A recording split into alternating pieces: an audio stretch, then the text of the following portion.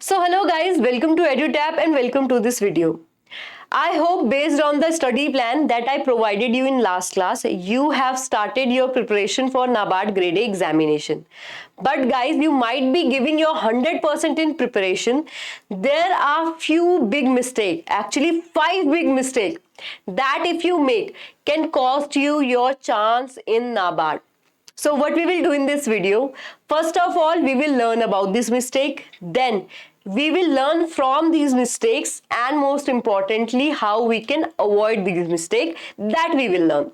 So without wasting our time, let's jump into the video. But before that, I have a big announcement. So if you have any journal query regarding the NABARD examination, we have taken a step for you. Let me just quickly tell you about that. So EduTap has recently launched an ultimate guidebook for all the NABARD aspirant. If you're preparing for NABARD and have a set of query related to NABARD organization, such as what does NABARD do? What is function of NABARD? What is hierarchy in NABARD? So you will get the answer of all these query in this one guidebook.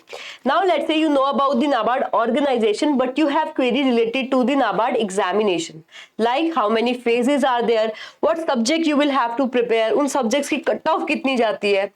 Again, you will get the answer of all these questions in this one guidebook.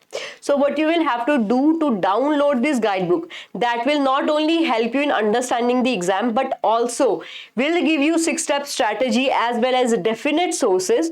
You will have to go in the description box, check out the link, register yourself and download yourself this ultimate guidebook. So this is about the guidebook. Let's now talk about the biggest mistake to avoid them. So first mistake will be very crucial, that will be to not identify the key area. Now what do I mean by the key focusing area? So these are the area of your NABARD examination, these are the subjects that need most preparation because उनकी इतनी worth है ना, इनमें से एक भी subject को you cannot avoid. What are these subjects? तो फर्स्ट ऑफ ऑल जर्नल अगर मैं बात करूं, there are 8 subject in phase 1. रट गया होगा हम सबको, नहीं पता है तो these are quants, reasoning, English, computer, decision making and your GA. अभी उसके बाद क्या होते हैं, ESI ARD 2 और हो गए, टोटल हो जाते हैं 8. If I talk about the mains, there we have ESI ARD, इनकी ऑब्जेक्टिव भी होता है, सब्जेक्टिव भी होता है. इसके अलावा we also have descriptive English. Alright, अगर फेज 1 में मार्क्स के एलोकेशन की बात करूं तो here we have बाकी के सारे subject worth 100 marks up to English. Then GA, ESI, ARD that worth 100 marks और इन्हीं से मेरिट बनती है. If I talk about phase 2, तो जो ESI, ARD का सब्जेक्टिव ऑब्जेक्टिव कंबाइंड पेपर होता है, पेपर 2, ये हमारा होता है of 100 marks. If I talk about descriptive English, ये हमारा होता है ऑफ 200 मार्क्स. ठीक है, बेसिकली क्या है, फेज 1 में देखो 200 मार्क्स का पेपर होता है बट मेरिट बनती है 100 में से. फेज 2 में 200 मार्क्स का पेपर होता है और जो मार्क्स आते हैं, मेरिट बनती है वो 200 में से ही आती है. बेस्ड ऑन दैट हमारे जो मेन सब्जेक्ट है, हमारे जो की फोकस एरिया है, what they will be first of all GA, ESI, ARD and descriptive English. ऐसा क्यों है? यहां देखो, ये है मार्क्स का एलोकेशन. ऑलराइट, मेरिट 100 में से बन रही है जिसके लिए ARD, ESI and GA you will have to prepare. 100 में से आपके पता चल जाएंगे. In way now what you will have to do, यहाँ पे मिनिमम कट ऑफ आपको लानी होगी, यहाँ पे आपको मिनिमम के साथ साथ मेरिट भी लानी होगी. If I talk about phase 2, यहाँ क्या है, सी 100 मार्क्स का आपका इंग्लिश डिस्क्रिप्टिव है, 100 मार्क्स का आपका ESI ARD का कंबाइंड पेपर है, यहाँ 200 में से लाने होंगे. देन वी हैव 50 मार्क्स का इंटरव्यू. ठीक है, तो जो की इंटरव्यू में देखो पर्सनालिटी पे क्वेश्चन होंगे, तो वो आप पे अपने हैं, self study you will have to do, we will of course help you. But phase 1 और फेज 2 के लिए एक्चुअल कंपटीशन यहाँ है. ठीक है, अब मैं बात करूं कट ऑफ की, इसी से आपको समझ में आएगा कि क्यों इंपॉर्टेंट है. तो ESI ARD फेज 1 में देख लो, GA 20 मार्क्स की है, ESI ARD 40 मार्क्स के हैं. If I talk about the cut off, so here is the screenshot from this years cut off notification. देखो, रीजनिंग के word marks you need 3.75 out of 20. If I talk about English, you need 12.5 out of 20. If I talk about computer knowledge, 5.5, Quant 3, decision making 1.5 जी. अब ठीक है, ये क्या है, non merit. इसका मतलब आप इनमें इतने मार्क्स भी ले आओ, you are good to go. But अब आ जाते हैं इंपॉर्टेंट फोकस एरिया पे जो आपके मेरिट सब्जेक्ट है. दीज बीइंग GA में कितनी गई थी कट ऑफ योर 3.25. ठीक है, if I talk about the ESI, they are 2.25. If I talk about ARD, 6.75. Total मिला के इन तीनों के देखूं तो आ जाते हैं 12.5. बट यहां पे कैच है, जो टोटल मेरिट गई थी that was 41. That means 12 marks, 13 marks, even 30 marks में, इवन 41 मार्क्स में भी you could not have been able to clear phase 1. जब आपके होंगे 41.75, then only you could have clear the phase 1. वो मार्क्स कहां पे आएंगे? When you score well in GA, when you score well in ESI, when you score well in ARD. 40-40-20 marks का है. इसका मतलब ये इंपॉर्टेंट और ये इंपॉर्टेंट, इनमें से किसी को भी लाइटली नहीं लेना है. Similarly, if I talk about now phase 2, so here you will see phase 2 में, let me just quickly clear it for you. So यहाँ देखो phase 2 में if I talk about, we will talk about the UR category because cut off सबसे ज्यादा वहीं जाती है. So here you can see जो आपका पहले पेपर होगा डिस्क्रिप्टिव इंग्लिश का, हियर कट ऑफ गई थी 49. सिमिलरली था पेपर 1, इसके बाद थोड़ा ब्रेक होगा, then you will have paper 2. अब पेपर 2 की बात करूं तो 50 में से ऑब्जेक्टिव में गई थी cut off 19 marks. If I talk about the descriptive writing, इधर गई थी 23 मार्क्स. तो देखो अगर तुम तीनों को कैलकुलेट करोगे ना, इट विल कम अराउंड 90. ठीक है, 90-91 इतने के अराउंड आएगा. बट फिर से कट ऑफ कितनी गई थी? 130. इसका मतलब 90 छोड़ो, 120, इवन 130 में भी, क्योंकि 130.5 गई थी, 130 में भी we could not have been able to clear our phase 2. उसके लिए कितने चाहिए? 130.5 चाहिए. इसीलिए we need to score good here, we need to score good here, we need to score good here. इसीलिए दोनों ही फेजेस में ESI, ARD, GA और फेज 2 में ESI, ARD and descriptive English we can not take very much lightly, because जो actual merit जाती है वो कट ऑफ से बहुत ही ज्यादा जाती है. I hope you are able to know, क्योंकि इसीलिए स्टडी प्लान में भी मैंने बोला था कि उन सब्जेक्ट्स को हम पहले प्रिपेयर करेंगे.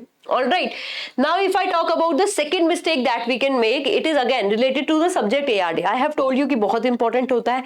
ARD में भी जो सब्जेक्टिव पार्ट है, जो स्टैटिक पोर्शन है, वो पोर्शन ऐसा है ना, उसमें होती है core agriculture. So people get very very very scared कि मैं हूं नॉन एग्रीकल्चर बैकग्राउंड का, मैंने बीटेक कर रखी है, मैंने BA कर रखी है, मैंने BSc केमिस्ट्री कर रखी है, I am not ready to give paper of agriculture. Agriculture 4 साल की होती है, how I could do that? So क्या करते हैं, इतने एंग्शियस हो जाते हैं, ARD स्टार्ट ही नहीं होती है. या फिर कैलकुलेशन कर ली कि भाई कितनी गई है, 6.75 चाहिए थे ARD में, 41 गई है मेरिट, मेरा तो हो जाएगा बिना ARD के.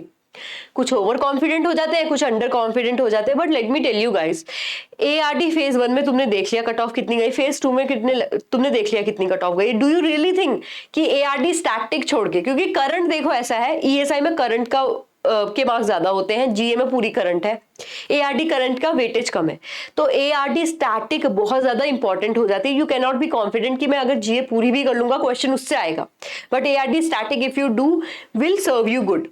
ठीक है, इसी के लिए इस सेंस में देखो ये हो जाता है, ओवर कॉन्फिडेंट नहीं होना है. अब बात कर लेते हैं अंडर कॉन्फिडेंट लोगों की. तो फर्स्ट ऑफ ऑल आपने क्या करना है, सबसे पहले देखना है ARD का syllabus. Again why I am saying ARD का सिलेबस देखना है, ऐसा नहीं है कि इसको देख के यू विल गेट स्केयर्ड, तो इससे एंजाइटी ज्यादा बढ़ गई है. Rather what you will have to do, you will just have to study कि ठीक है, these are the terms that I will be learning, these will be the subject that I will be focusing on, so that you have the idea कि book खोलते ही ऐसा पता ही नहीं चल रहा कि इरिगेशन था कि नहीं था. Alright, so you will see the syllabus first of all. Then what you will do, you will understand 2 things. First of all, the agriculture that is asked in your examination is very basic, is very factual. Why I need to say this? See here you can see the example of question.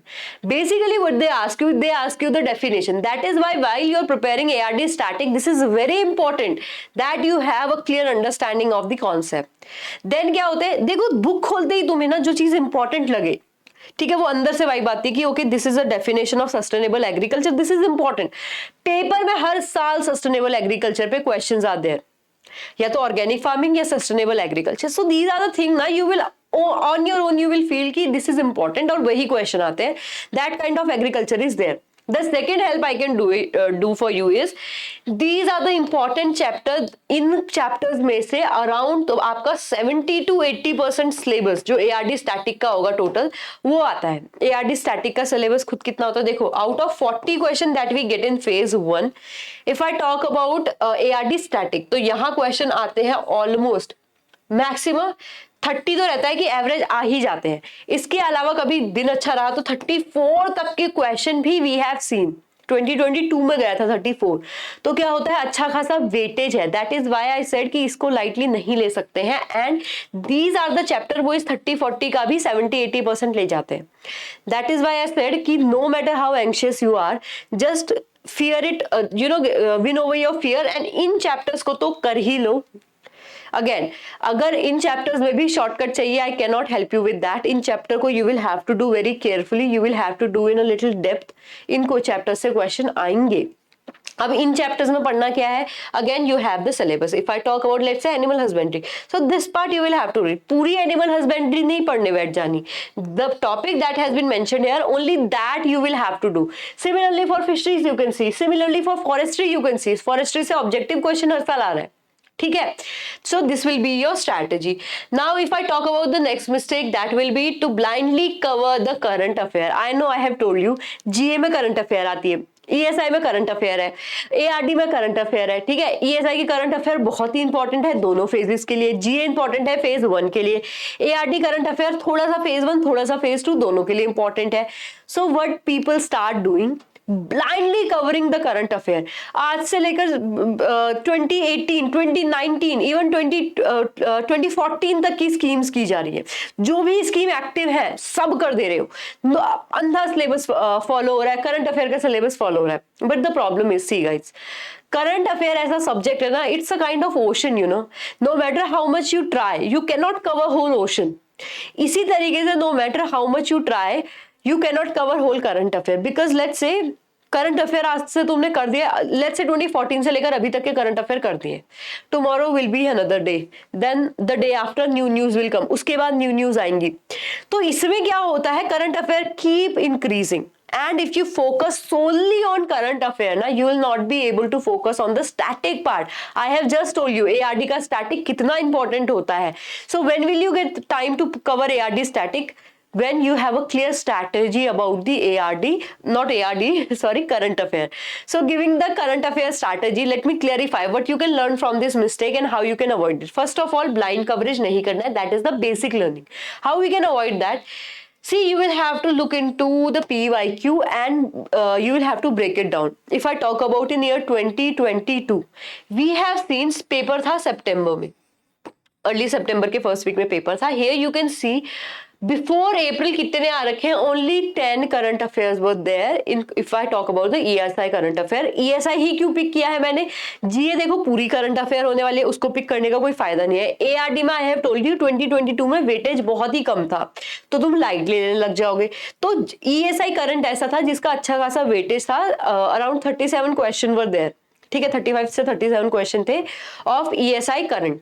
That is why it is very important that you have a clear understanding. देखो मैं कुछ example ले रखे हैं, there are many example. I have broken it down for you कि जून से कितने करंट अफेयर आए थे, मई से कितने करंट अफेयर आए थे, अप्रैल से पहले से कितने करंट अफेयर आए थे. That I have done for you. एक बार पॉज करके अगर पढ़ना है पढ़ लो, but I will be moving ahead. देखो इधर देखो स्कीम, ये स्कीम अब कब कवर हुई थी, it was posted on 19 July 2022. PIB में कवर हुई थी. डू कान में सोर्स सुन के रखो, PIB. ठीक है, PIB में कवर हुई थी वो है. देन देखो नेक्स्ट देखे तो अगेन जुलाई का करंट अफेयर है. उसके बाद एक और करंट अफेयर देखो, एक और न्यूज आ रखी थी, ये हो रखी थी इंडियन एक्सप्रेस में, यानी न्यूज़पेपर में बेसिकली कवर, जून 11, 2022 को.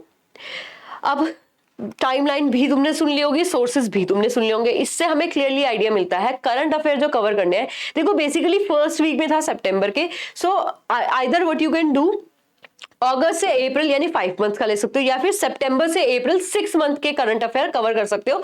बट ब्रॉडली क्या होगा, 6 मंथ के करंट अफेयर कवर रखो.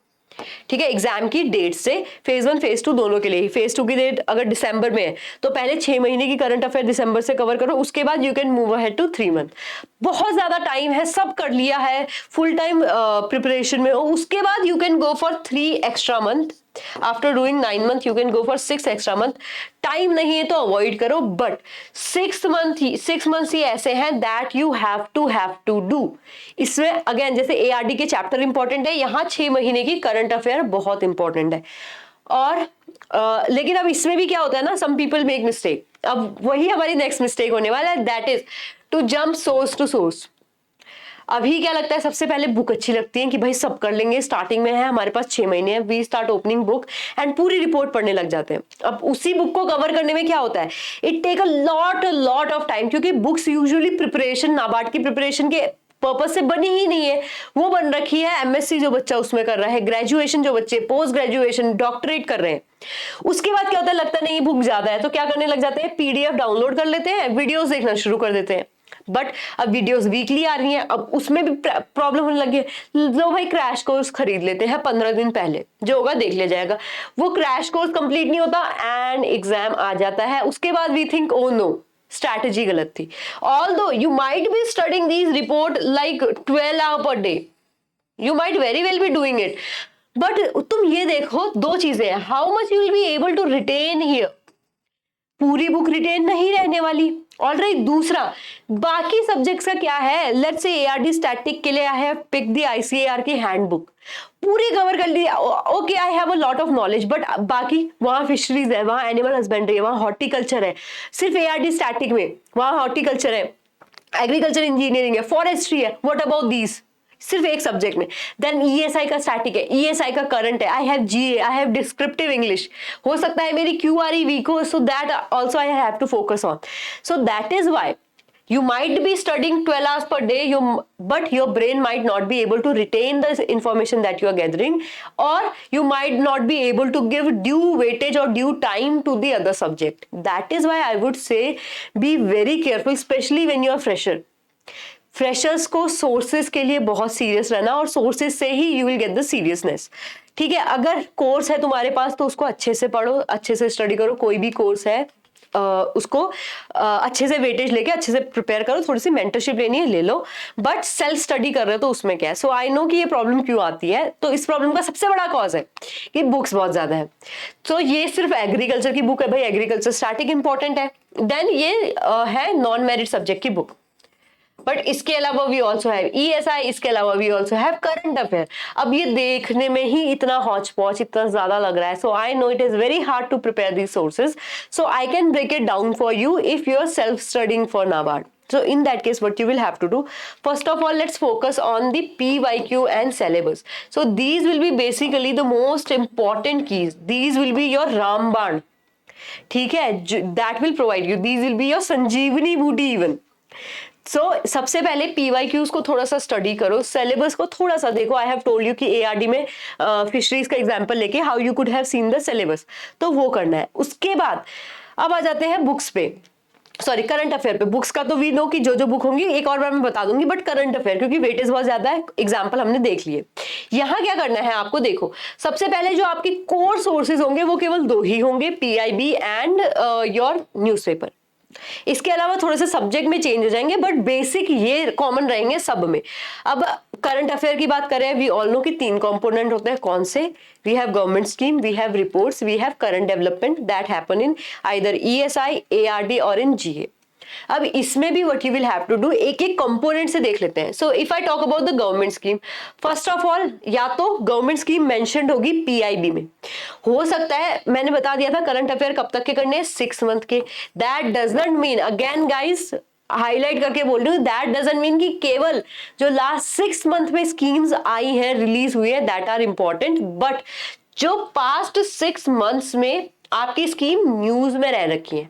न्यूज में क्यों होती है, हो सकता है रिप्लाई में बोला हो सकता है उसका बजट एलोकेशन इंक्रीज या डिक्रीज हुआ हो सकता है उस स्कीम से रिलेटेड कोई रिपोर्ट आ रखी हो सकता है उसके कंपोनेंट इंक्रीज डिक्रीज कर दिए हो, उसका स्ट्रक्चर चेंज कर दिया हो, किसी भी रीजन की वजह से if the scheme is in news पिछले 6 मंथ में, that becomes important for you. Example, अब करना क्या है इसके लिए, पीआईबी में यू विल गो, पीआईबी में वो स्कीम देखोगे। अगर स्कीम के जो डायमेंशंस है, जैसे कि स्कीम कौन रिलीज करता है, स्कीम में डाटा क्या, लेट्स से डाटा रिलीज हो रखा है, वो डाटा क्या है, स्कीम कौन सी मिनिस्ट्री के अंदर है, देन उसमें स्कीम के स्पॉन्सर्ड कौन है, उस स्कीम के कंपोनेंट कौन है, उस स्कीम में स्ट्रक्चर क्या है और बजट एलोकेशन क्या है, अगर ये सारी डिटेल्स पीआईबी में है then you don't need to worry, PIB पढ़ लेना सीधा हो जाएगा।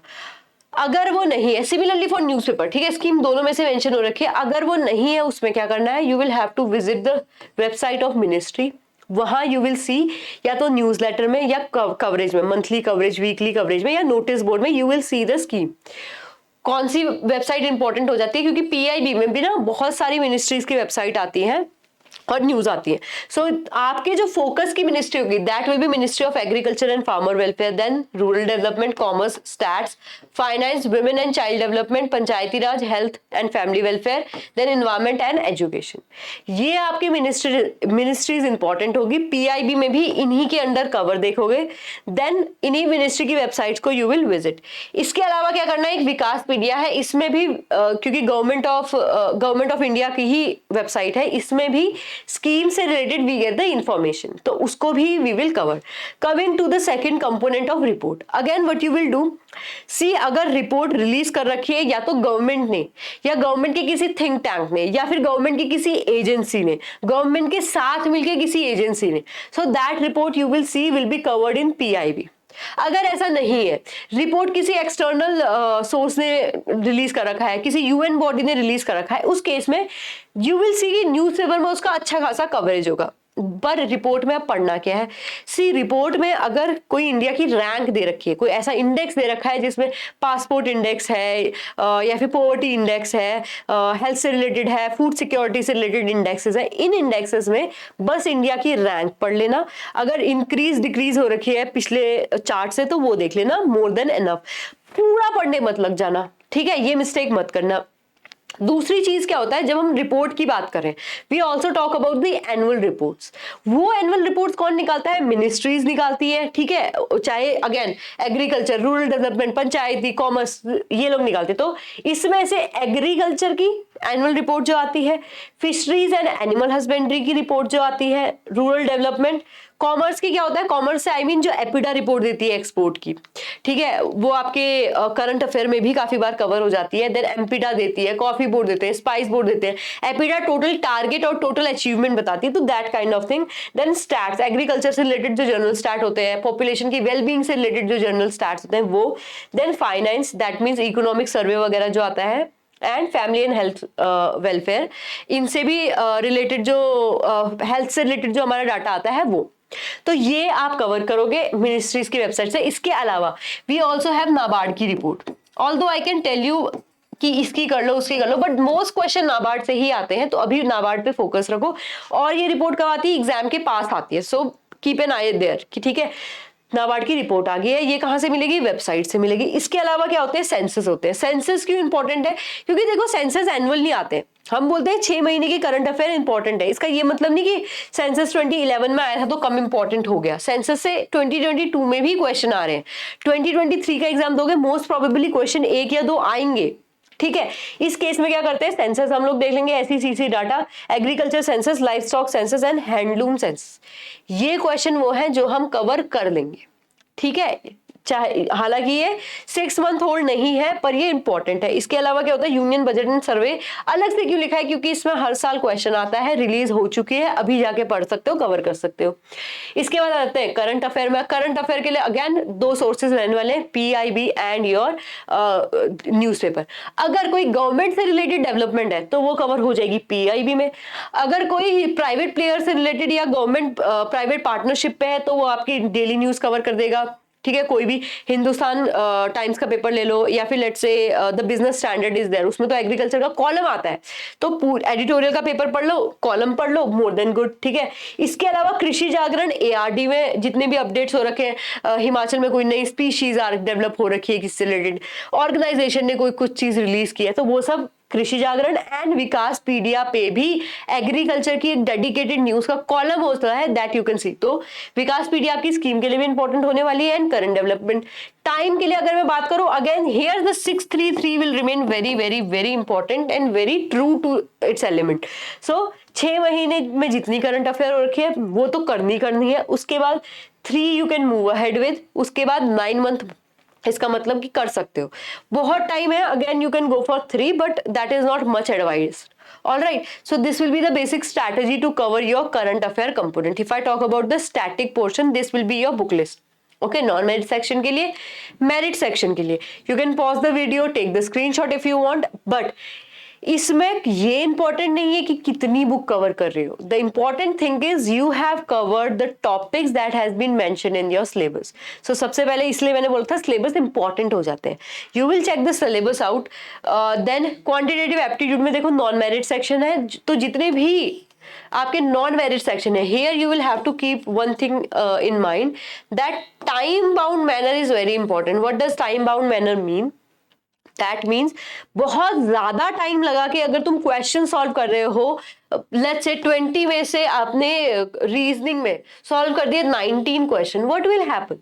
It will use a lot of time. आपको हो सकता है कंप्यूटर पढ़ने का टाइम ही ना मिले, so that will be again very fatal mistake. What you will have to do, एक टाइम बाउंड मैनर में नॉन मेरिट सेक्शन की प्रैक्टिस करनी है। कम क्वेश्चन करो पर टाइम से करो। कम मतलब ऐसा भी नहीं है कि 1 करके आओ या 2 करके आओ, कट ऑफ देख के क्वेश्चन करो, देन बट बहुत ज्यादा टाइम मत लगाओ, ठीक है। So this will be the strategy for non merit. If I talk about the merit, here what you will have to do, यहां भी आपके काम आएगी syllabus.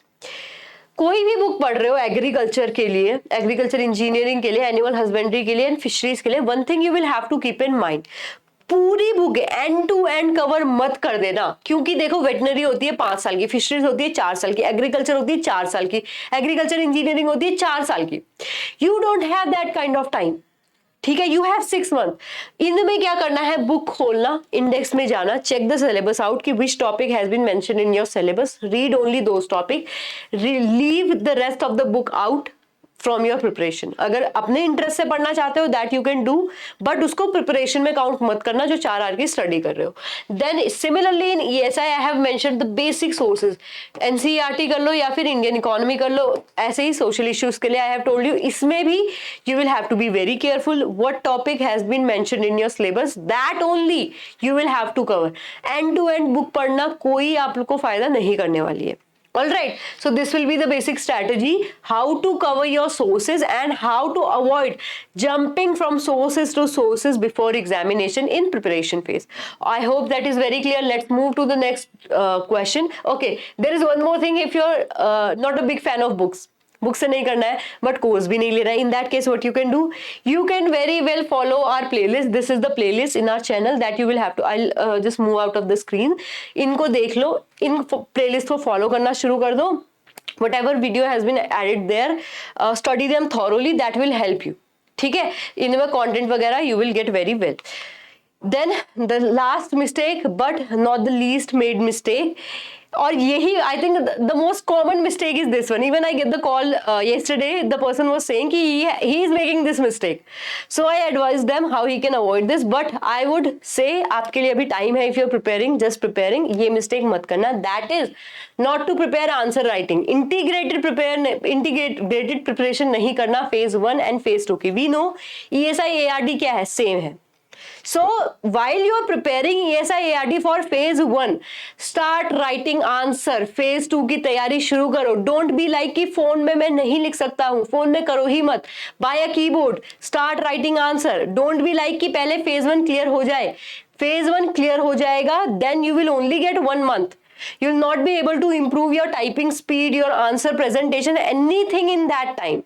So what you can do, you can start your preparation or you can start writing answer in the time you are preparing your syllabus, all right, for phase 1. And why I am saying this, see, general में we have discussed कि cut off कितनी गई थी आपकी 46, ठीक है। So let's say कि बिना आंसर राइटिंग के phase 1 क्लियर हो गया, चलो phase 2 में आ जाते हैं। phase 2 में सेक्शनल की अगर मैं बात करूं तो कट ऑफ कितनी गई थी 130, बट यहाँ भी guys one catch is there, इसमें से इफ यू लुक एट ना कि वेटिंग लिस्ट तक के लिए भी कट ऑफ कितनी चाहिए थी, सो दैट वाज 166.75, इतने मार्क्स होंगे। और ये मार्क्स कब आएंगे, व्हेन यू, क्योंकि interview just is of 50 marks, so a foolproof strategy will be to score good in answer writing. इसीलिए मैंने कहा वेट मत करो, लिखना शुरू कर दो। और ये तो बस वेटिंग लिस्ट के लिए है। If you really want to get into the merit list then you need to have 171.50 marks in your examination out of 250। 250 में से 200 कहां से आ रहे हैं, फेज 2 से, बाकी के 50 कहां से आ रहे हैं, from interview. So that is why phase 2 और इंटरव्यू में अच्छा स्कोर करना है, बट इंटरव्यू में 50 ही मार्क्स है। सो लीड लेनी है कंपटीशन से, that you have to do while you preparing phase 2। तो वहां स्कोर अच्छा कर लो, इंटरव्यू की इतनी टेंशन नहीं रहती है। So these are the big 5 mistakes that you should avoid making in your examination if you really want to crack NABARD examination. So this was it for the video. I hope you like this video. If you're new here, do remember to subscribe to our YouTube channel.